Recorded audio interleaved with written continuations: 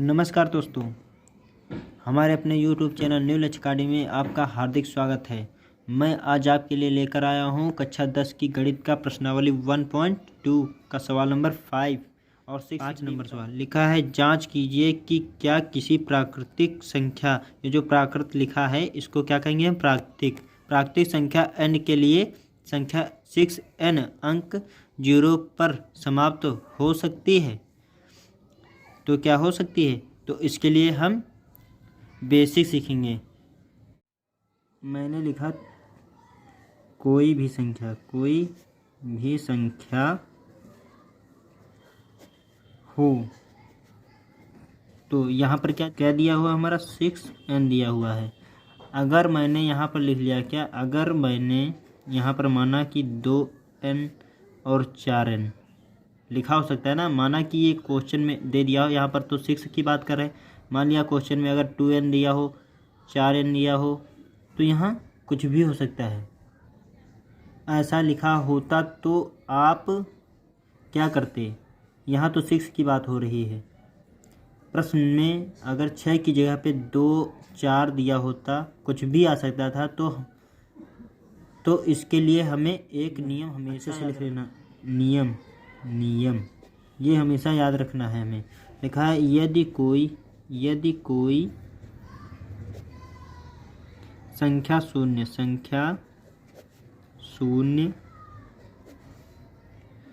पर समाप्त होना चाहती है तो उसका अभाज्य गुणनखंड में कम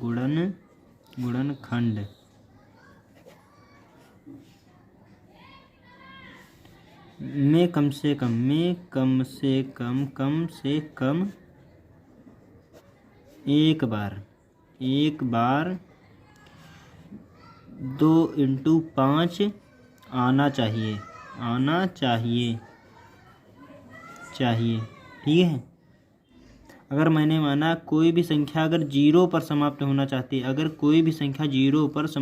चाहती है, तो उसका अभाज्य गुणनखंड में कम से कम एक बार 2 और 5 कम से कम एक बार आना ही चाहिए। ठीक है। अगर सिर्फ 2 होगा तो नहीं चलेगा, अगर सिर्फ 5 होगा तो भी नहीं चलेगा। कम से कम 2 × 5 एक बार आना चाहिए। इससे भी ज़्यादा है तो भी चलेगा, तब भी वो संख्या क्या होगी? हमारे शून्य पर ही समाप्त होगी। 5 दूना 10, 0 उसमें आता है कि नहीं आता है? समाप्त होगी। माना इस पे सवाल में दिया हुआ है हमारा 6, तो अब हम 6 की बात करते हैं। तो हम लिखेंगे यहाँ पर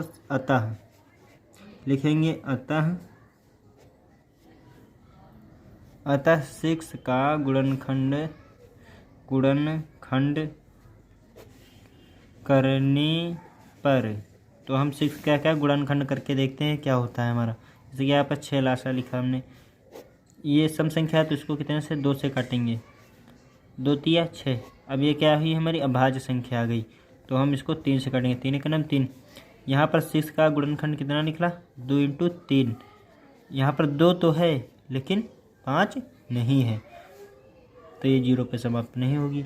यहाँ पर 2 तो दिया है लेकिन 5 यहाँ नहीं दिया हुआ है।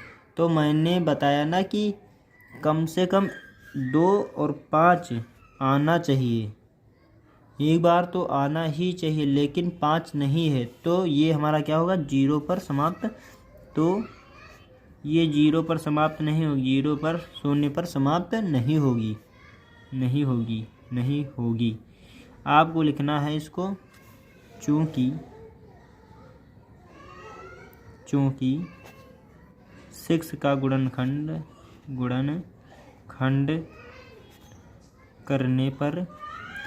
करने पर ये जो हमने किया है ना गुणनखंड, ये करने पर यह 2 × 5 के रूप का नहीं है। अर्थात क्या हुआ? अर्थात यह कभी भी शून्य पर समाप्त नहीं होगी, शून्य पर समाप्त नहीं होगी, नहीं होगी। ठीक है, किसी भी प्राकृतिक संख्या n के लिए यह आपका उत्तर हो जाएगा। ये जो शब्द लिखवाए हैं ना मैंने, आपको क्या करना है, कॉपी में लिखना ही होगा। ये जो सबसे सरल और आसान तरीके लिखाए हैं ना मैंने, पहले नियम, फिर उदाहरण, फिर ये जो लास्ट में मैंने लिखवाया है ना, ये चूंकि, चूंकि का निशान होता है हमारा, ऐसे भी होता है इसका सिंबल। ठीक है, तो आपको ऐसे ही लिखना है। पहले हमको सरल और आसान तरीके में लिखना होगा, उसके बाद नियम, फिर उदाहरण। मैंने 5वां सवाल बता दिया है आपको। अब ये 6 नंबर सवाल लिखा है कि व्याख्या कीजिए कि 7 × 11 × 13 + 13 और 7 × 6 × 5 × 4 × 3 × 2 × 1 + 5 भाज्य संख्या। सवाल को बताने से पहले मैं आपको थोड़ा सा बेसिक बता देता हूँ कि भाज्य और अभाज्य संख्याओं के। तो भाज्य संख्या, इसका हमारा गुणनखंड कितना निकलेगा, 2, 2 से भी कटेगी। ये जो है हमारी 2 से कटेगी, और ये हमारी और कितने से कटेगी, 3 से भी कटेगी। यहाँ पर हम कॉमा लगा देते हैं। और ये जो हमारा 8 है, ये 2 से भी कटेगा और हमारा 4 से भी कटेगा। ठीक, ये इससे भी कटेगा, इससे भी कटेगा। ये जो हमारा 2 से कटेगा 10, और ये 5 से भी कटेगा। अभाज्य में क्या होता है कि ये संख्याएं केवल स्वयं से कटती हैं या 1 से कटती हैं। ये भी स्वयं से कटेगी, ये भी स्वयं से, ये भी स्वयं से ही कटेगी। ठीक है, तो हमको इसकी परिभाषा लिखनी है भाज्य संख्या की। लिखना है भाज्य संख्या,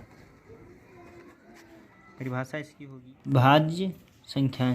तो इसकी परिभाषा होगी हमारी, जब कोई किसी संख्या 2 गुणनखंड से अधिक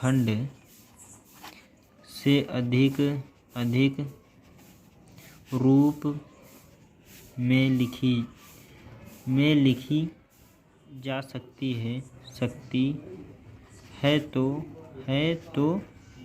तो भाज्य संख्या कहलाएगी, भाज्य संख्या कहलाएगी। ठीक है, तो क्या है हमारी परिभाषा भाज्य संख्या की, जब कोई किसी संख्या 2 गुणनखंड से अधिक रूप में लिखी जा सकती है तो वह भाज्य संख्या कहलाती है। कैसे, जैसे कि माना यहाँ पर हमने लिखा, जैसे लिखा है 4 का गुणनखंड हमारा बराबर 2 × 2 × 1, 2 दूनी 4 का नाम 4। तो ये 2 बार तो है ही, लेकिन ये 2 से अधिक भी है, तो ये क्या हमारी कहलाएगी, भाज्य संख्या। हम बात करते हैं अभाज्य संख्या की। तो इसकी परिभाषा होगी हमारी, जो स्वयं से और 1 से विभाजित मतलब कटना, विभाजित हो वे संख्याएं क्या कहलाएंगी, वे संख्या अभाज्य संख्या कहलाएंगी। अभाज्य संख्या कहलाएंगी। ठीक है, इसका उदाहरण होगा हमारा, जैसे माना मैंने यहाँ पे लिखा है 3 का क्या होगा, एक तो 3 ही होगा, और एक हमारा 1, ये 3 से भी कट सकती है और 1 से भी कट सकती है। ठीक है, तो ये संख्या क्या कहलाती है, जो संख्या स्वयं से और 1 से, एक यहाँ पर बना हुआ, 1 से विभाजित हो वे संख्याएं अभाज्य संख्या कहलाएंगी। जैसे कि 3 का हमारा, ये 3 स्वयं से ही कटेगा। अब हम बात करते हैं अपने सवाल की, 6 नंबर वाला सवाल। इसमें क्या है हमारा, उभयनिष्ठ मिलता है। ठीक है, इसमें क्या हमको मिलेगा, उभयनिष्ठ मिलेगा 13 का। तो हमने क्या किया, यहाँ पर 13 को बाहर निकाल लिया, 7 को अंदर किया और 11 को अंदर किया, और हमारा प्लस में क्या बचा, 1। ठीक है, हमने इसका क्या कर लिया, एक मान के इसमें क्या किया, हमने गुणा कर लिया इसको। ठीक है, तो ये हमारा उभयनिष्ठ मिला। अब क्या करेंगे, इसको हम हल करेंगे। 13 को हमारा 11 × 77 + 1। ठीक है, तो यहाँ पर क्या होगा हमारा, 13 × यहाँ पर हमने 1 जोड़ दिया, ब्रैकेट हटा लिया, तो यहाँ पर कितना हुआ 78 इंटू 1 मान लिया मैंने यहाँ। 2 से अधिक गुणनखंड रूप होने के कारण यह भाज्य संख्या है। ठीक है, ये जो है हमारा, ये क्या होगा हमारा भाज्य संख्या होगा, क्योंकि इसमें ये 2 से अब है, 1 2 2 है, 2 से अधिक। तो हमारी परिभाषा क्या थी कि जब कोई किसी संख्या 2 गुणनखंड से अधिक रूप में लिखी जा सकती है तो क्या हो रही है, हमारी भाज्य संख्या कहलाती है। तो ये क्या हो गया हमारा 2 से अधिक है ना, इस वजह से ये हमारा क्या हुआ, ये ऐसे लिखना है कि 2 से अधिक गुणनखंड रूप होने के कारण यह एक भाज्य संख्या है, ठीक है। ये हमारा इसमें था पहला नंबर का। दूसरा नंबर सवाल, उधर पहला हमने हल किया।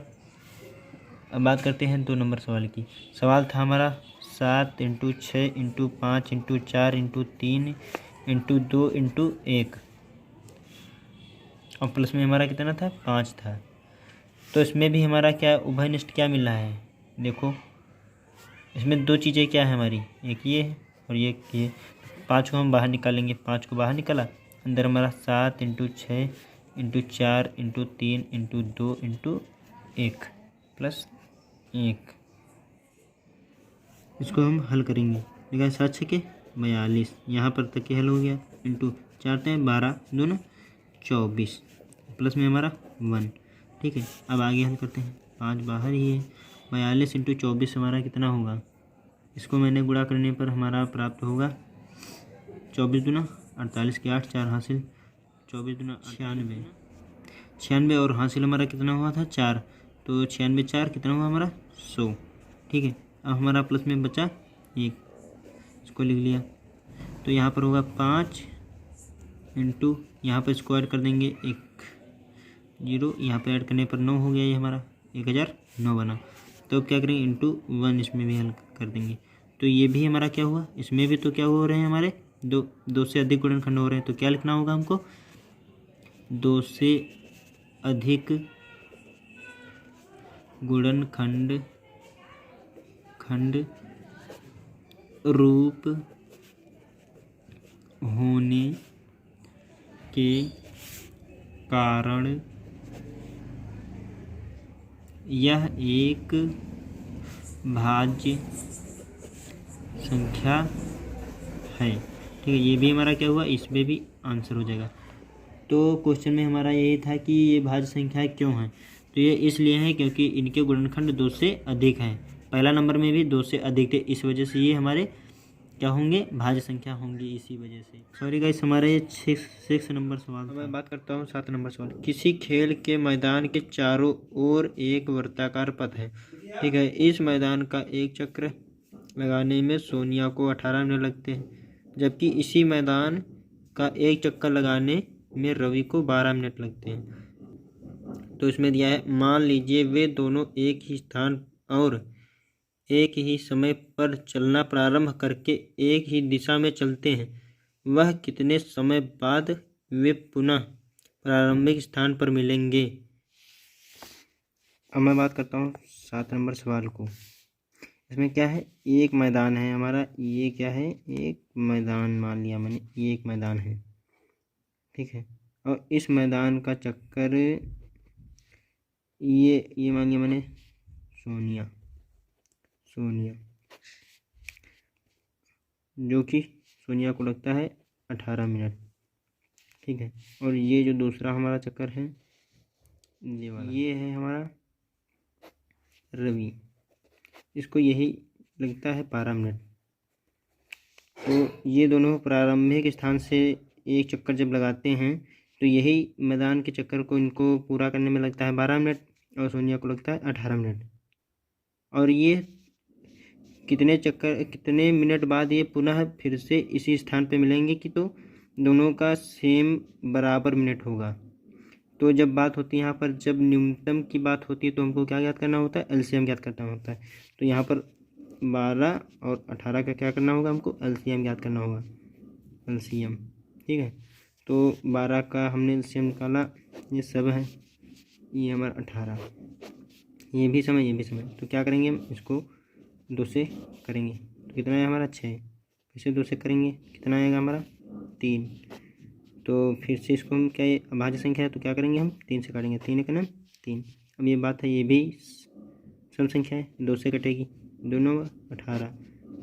फिर ये जो है हमारी अभाज्य में अब ये जो है हमारी विषम संख्या है तो ये कितने से कटेगी, 3 से कटेगी।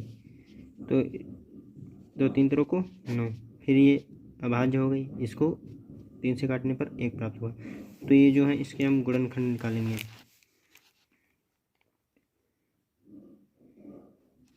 12 का और 18 का। 12 का हमारा 2 इंटू 2 इंटू 3, यहाँ पे हमारा 1, ये हमारा 2 इंटू 3 इंटू 3 इंटू 1। तो इनका एलसीएम कितना निकला, एलसीएम ये एक बार जब ये दोनों में होता है तो इसको क्या करना होता है, एक बार लिखना पड़ता है। अब ये जो नहीं है, अब नीचे नहीं बचा है तो इसको क्या करना होगा, लिखना पड़ेगा हमें, इसको भी लिखना। ये देखो ये मिला तो इसको एक बार लिखेंगे हम। अब फिर ये बच्चा, इसको एक बार लिखेंगे, ये 2 में है, इसको एक बार लिखेंगे। अब गुणनखंड करते हैं, कितना प्राप्त होगा, 2 दूनी 4, 12 36 का नाम 36। तो इसमें क्या हुआ, 36 मिनट लगेगा, 36 मिनट।